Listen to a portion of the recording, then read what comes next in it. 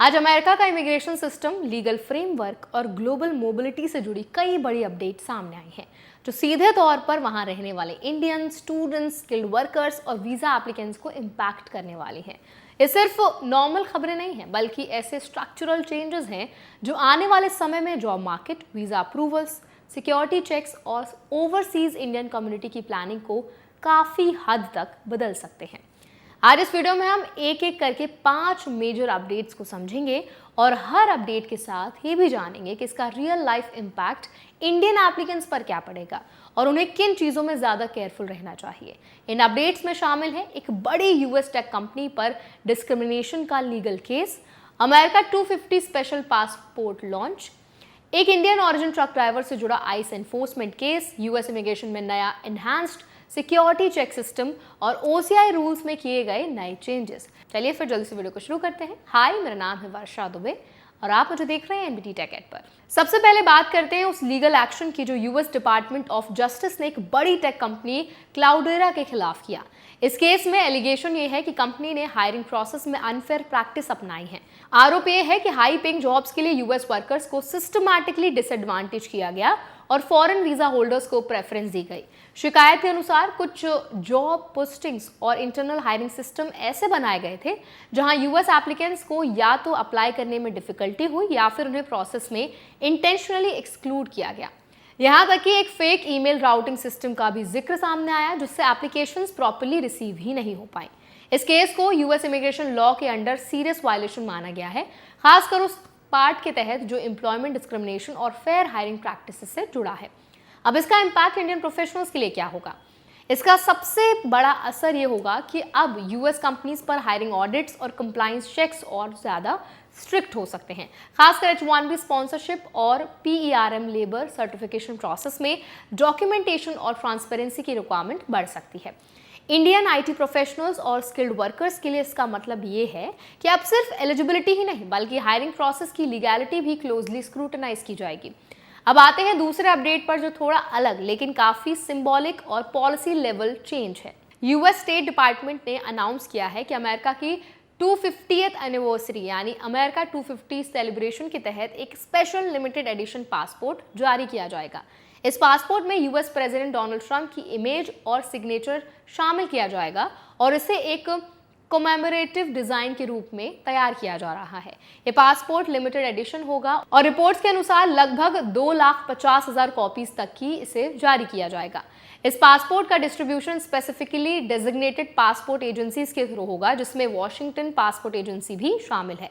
अब यहाँ समझने वाली बात यह है कि चेंज इमिग्रेशन रूल्स को डायरेक्टली ऑल्टर नहीं करता, लेकिन ये दिखाता है कि यूएस आइडेंटिटी डॉक्यूमेंट्स अब सिर्फ एडमिनिस्ट्रेटिव पर्पस तक लिमिटेड नहीं है।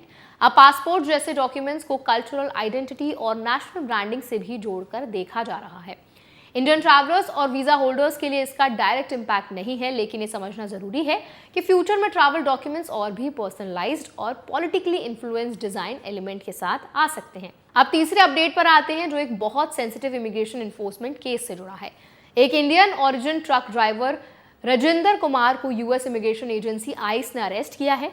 रिपोर्ट्स के अनुसार ये व्यक्ति ओरिगन में एक फैटल रोड एक्सीडेंट में इन्वॉल्व था जिसमें एक न्यूली मैरिड कपल की डेथ हो गई थी। इंसिडेंट के बाद लोकल अथॉरिटीज ने उसे जेल से रिलीज कर दिया था, लेकिन federal immigration enforcement agency ice ने उसे ट्रैक करके दोबारा अरेस्ट किया।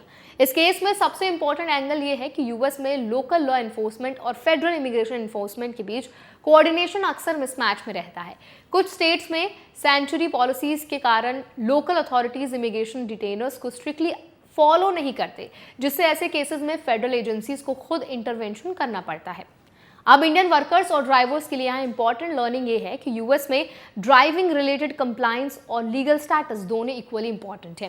कमर्शियल ड्राइविंग, ट्रकिंग और लॉजिस्टिक सेक्टर में काम करने वाले इमिग्रेंट्स के लिए माइनर लीगल वायलेशंस भी सीरियस इमिग्रेशन कॉन्सिक्वेंसेस क्रिएट कर सकते हैं। अब चौथा और सबसे इंपॉर्टेंट स्ट्रक्चरल अपडेट आता है यूएस इमिग्रेशन सिस्टम के सिक्योरिटी फ्रेमवर्क में बदलाव को लेकर। US citizenship and immigration services यानी यूएससीआईएस ने नया एनहांस्ड सिक्योरिटी चेक सिस्टम लागू किया है। इस सिस्टम के अंडर अब इमिग्रेशन एप्लीकेंट्स की बैकग्राउंड स्क्रीनिंग पहले से बहुत ज़्यादा डीप और मल्टी लेयर्ड होगी। अब वेरिफिकेशन सिर्फ बेसिक डॉक्यूमेंट्स तक लिमिटेड नहीं रहेगा, बल्कि FBI database, criminal records, biometric data और मल्टीपल इंटर एजेंसी सिस्टम से क्रॉस चेक किया जाएगा। फिंगरप्रिंट बेस्ड वेरिफिकेशन और आइडेंटिटी वैलिडेशन प्रोसेस को भी और स्ट्रिक्ट किया गया है। इसका डायरेक्ट इम्पैक्ट ये होगा कि green card, asylum, work visa और सिटीजनशिप एप्लीकेशंस अब पहले से ज्यादा टाइम ले सकती हैं। कई केसेस में एप्लीकेशंस तब तक अप्रूव नहीं होंगी जब तक सभी सिक्योरिटी लेयर्स कंप्लीट नहीं हो जाते। अब इंडियन एप्लीकेंट्स के लिए इसका रियल इंप्लीकेशन क्या है? सबसे बड़ा इम्पैक्ट प्रोसेसिंग टाइम पर पड़ेगा। पहले जहां डिलेज डॉक्यूमेंटेशन या बैकलॉग की वजह से होते थे, अब सिक्योरिटी क्लियरेंस खुद एक मेजर बॉटलनेक बन सकता है। इसके अलावा स्मॉल एरर्स, इनकम्प्लीट डिस्क्लोजर्स या इनकंसिस्टेंट इंफॉर्मेशन भी एक्स्ट्रा वेरिफिकेशन ट्रिगर कर सकते हैं। इसीलिए अब इमिग्रेशन एप्लीकेशंस में एक्यूरेसी, कंसिस्टेंसी और प्रॉपर डॉक्यूमेंटेशन और ज्यादा क्रिटिकल हो गई है। अब आखिरी अपडेट आता है OCI रूल से जुड़ा, जो ओवरसीज इंडियंस के लिए काफी रेलेवेंट है। ओवरसीज सिटीजन्स ऑफ इंडिया यानी OCI कार्ड सिस्टम में कुछ नए अपडेट्स किए गए हैं। नए रूल्स के अनुसार OCI एप्लीकेशन फीस को $275 फिक्स्ड कर दिया गया है।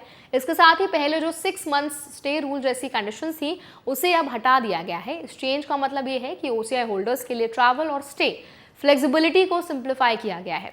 अब OCI कार्ड होल्डर्स को इंडिया में स्टे ड्यूरेशन को लेकर पहले जैसी स्ट्रिक्ट कंडीशन का सामना नहीं करना पड़ेगा। ये अपडेट खासकर उन इंडियंस के लिए इंपॉर्टेंट है जो लॉन्ग टर्म अब्रॉड रहते हैं लेकिन इंडिया से फ्रिक्वेंट ट्रैवल करते हैं या फैमिली कनेक्शंस मेंटेन करते हैं। इससे एडमिनिस्ट्रेटिव क्लैरिटी बढ़ेगी और ट्रैवल प्रोसेस थोड़ा स्मूदर हो सकता है। अगर हम इन सभी अपडेट्स को एक साथ जोड़कर देखें तो एक क्लियर पिक्चर सामने आती है।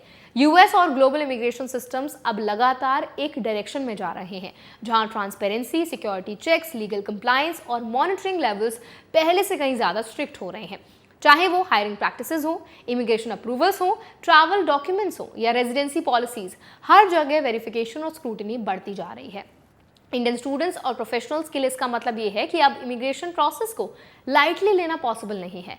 हर एप्लीकेशन, हर डॉक्यूमेंट और हर डिक्लेरेशन को बेहद केयरफुली हैंडल करना होगा, क्योंकि सिस्टम्स अब ऑटोमेटेड और डीपली वेरीफाइड हो चुके हैं।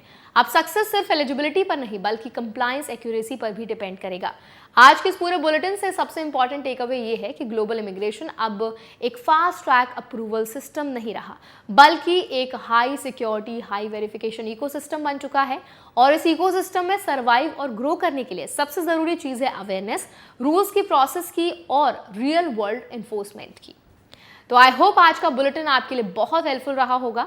अगर इस बुलेटिन के बाद आपके मन में कोई सवाल रह गया है, कोई अपडेट आप और हमसे जानना चाहते हैं, तो कमेंट्स में जरूर ड्रॉप करें। ऐसे और बुलेटिन्स के लिए, वीडियोस के लिए, अपडेट्स के लिए हमारे चैनल NBT Tech Ed को भी जरूर सब्सक्राइब करें।